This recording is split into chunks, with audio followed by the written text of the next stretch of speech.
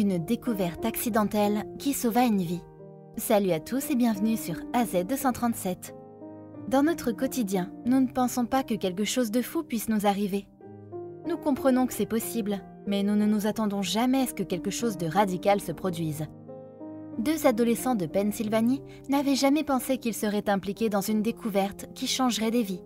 Mais parfois, la vie fait des plans pour vous sans votre permission. Lorsque ces garçons ont vu une voiture accidentée dans la forêt, ils ont décidé d'enquêter et ont finalement fait la plus grande découverte dont ils auraient pu rêver. Regardons leur histoire. Mais avant de commencer, j'aimerais vous rappeler qu'après avoir regardé cette vidéo, vous pouvez faire un tour sur notre chaîne pour découvrir de nombreuses histoires à la fois incroyables, intéressantes et émouvantes. Et n'oubliez pas de vous abonner à la chaîne et d'activer la cloche de notification si vous êtes nouveau parmi nous. Une nuit, Alec Yanisco et Joe Del Vecchio étaient partis faire une balade à vélo. Ils ne s'attendaient pas à trouver quelque chose sortant de l'ordinaire. Ils s'attendaient probablement à passer le meilleur moment de leur vie et à ne pas se laisser distraire par autre chose. En tant que jeune homme en fin d'adolescence, Alec avait 15 ans et Joe 18 ans, leurs responsabilités étaient faibles. Ils ne s'étaient jamais attendus à devoir aller au-delà de ce qu'on leur demandait. Ils durent d'abord trouver l'endroit idéal pour faire du vélo. Par chance, il y avait une forêt à proximité de l'endroit où ils vivaient. C'était un endroit très populaire pour les randonneurs et les cyclistes. Et comme ils connaissaient bien l'endroit, ils étaient sûrs que ce serait le lieu idéal pour leur petite virée. Alors qu'ils se promenaient sur leur vélo, ils virent quelque chose d'étrange dans un bosquet d'arbres au loin. Bien sûr, bien que leur intérêt ait été piqué, ils n'avaient aucune idée de ce qu'ils allaient trouver. De loin, il semblait y avoir une voiture garée à un angle inhabituel. En soi, c'était étrange, mais quelque chose d'autre ne semblait pas normal. La chose évidente qui ne semblait pas correcte était le fait que la voiture était garée à environ 400 mètres de la route la plus proche. Les garçons se regardèrent et se demandaient s'ils devaient aller voir. Il y avait tellement de questions à résoudre et leur curiosité était à son comble. Ils décidèrent donc finalement de s'approcher. En s'approchant de la voiture, ils découvrirent que le véhicule était bloqué. Ils ne pouvaient toujours pas dire s'il y avait quelqu'un à l'intérieur. Une autre question qui leur vint à l'esprit était de savoir depuis combien de temps elle était là. La nuit tombait, et ils se demandaient s'ils devaient faire demi-tour. Mais leur instinct primaire leur disait de continuer.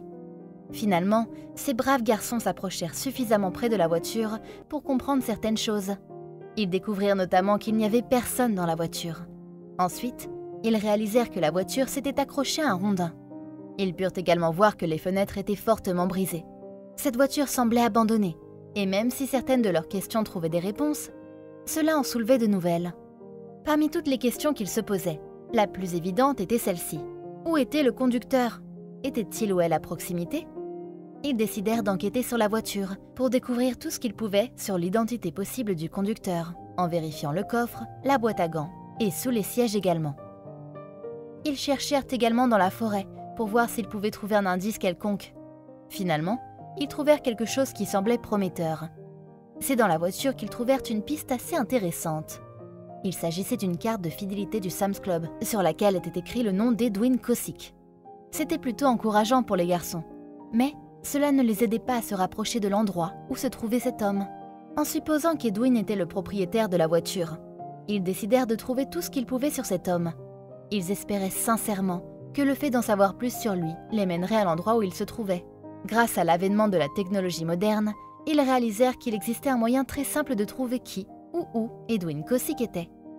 Ils ouvrirent leur smartphone et allèrent immédiatement sur leur application Facebook, où il y avait de fortes chances qu'Edwin ait un compte. Après avoir tapé son nom en ligne, ils furent stupéfaits par un certain nombre de choses.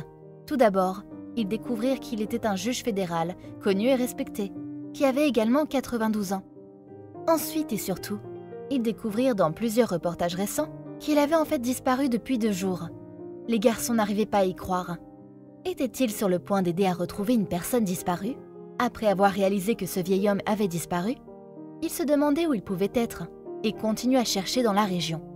Mais après un certain temps, ils réalisèrent qu'ils devaient se référer aux autorités.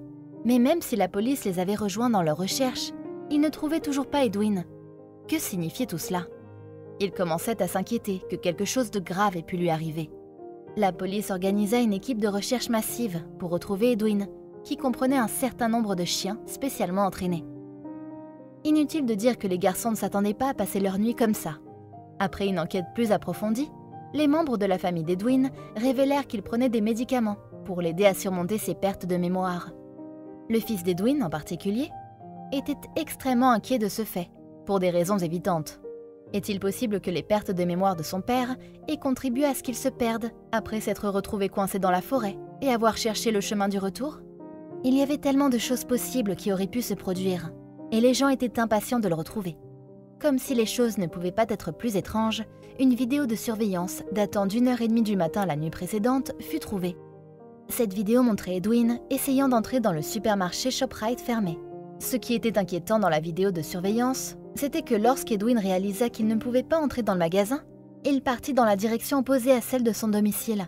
Il avait également laissé son portefeuille et son téléphone à la maison ce jour-là, de sorte qu'il ne pouvait rien acheter et que personne ne pouvait le contacter. Cela rendait la situation plus mystérieuse, et personne ne pouvait comprendre où il avait essayé d'aller ou ce qu'il avait voulu faire. L'avocat civil Chris Powell s'emporta contre la disparition du juge Kosick. « Nous voulons savoir ce qui lui est arrivé », déclara-t-il. Il exigeait des réponses, et les policiers assurèrent à tous qu'ils faisaient tout ce qu'ils pouvaient. Heureusement, il semblerait que leur stress soit sur le point de prendre fin. Juste au moment où il semblait presque impossible de le retrouver, une lumière brillante émergea des cendres et cela leur donna à tous un énorme soupir de soulagement. Enfin, Edwin Kosick fut retrouvé. Les gens étaient ravis d'entendre cette nouvelle, mais ils étaient également curieux d'un certain nombre de choses. Où avait-il été retrouvé? Qui l'a trouvé? Et allait-il bien? Il est intéressant de noter que c'est l'un des chiens policiers spécialement entraînés qui le trouva. Et ce à seulement 100 mètres de l'endroit où la voiture avait été trouvée par les garçons. Imaginez ça. Quant à l'état d'Edwin, il était heureusement en vie, mais il était allongé sur le sol et semblait fragile.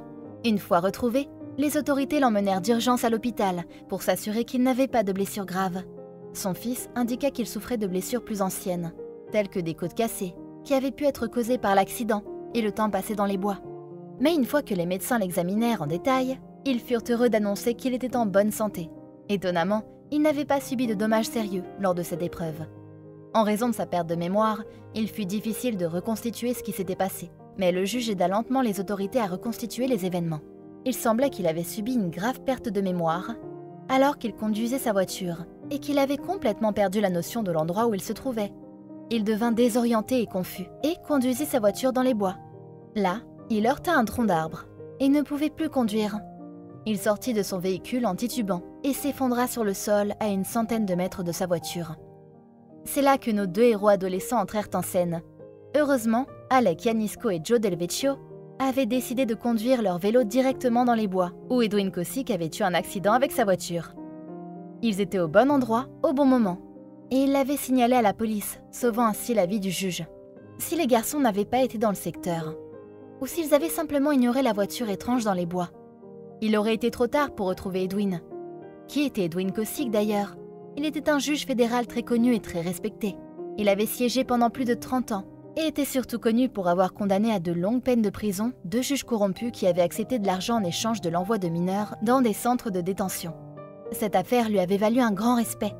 Il continua à travailler en tant que juge jusqu'à ce que des problèmes de santé l'obligent à passer au statut de senior inactif en février 2017.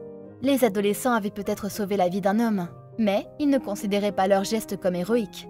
En fait, Joe Del Vecchio déclara que les garçons étaient simplement heureux d'avoir pu aider.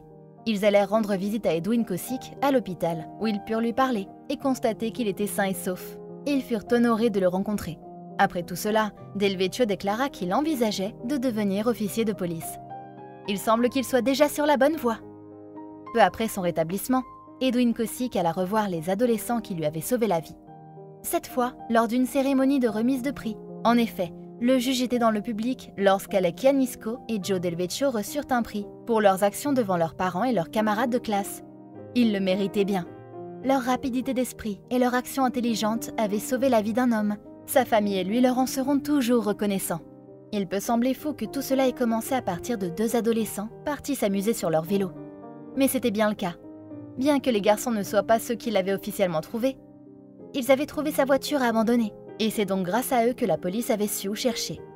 Ils ne furent pas seulement récompensés et félicités par le service de police, ils furent longuement remerciés par le fils d'Edwin, qui déclara qu'il ne savait pas comment leur rendre l'appareil. Quelle est votre opinion au sujet de cette histoire? Dites-le nous dans les commentaires. Si vous avez aimé cette vidéo, Alors cliquez sur le bouton j'aime et partagez-la autour de vous. À très bientôt sur AZ237.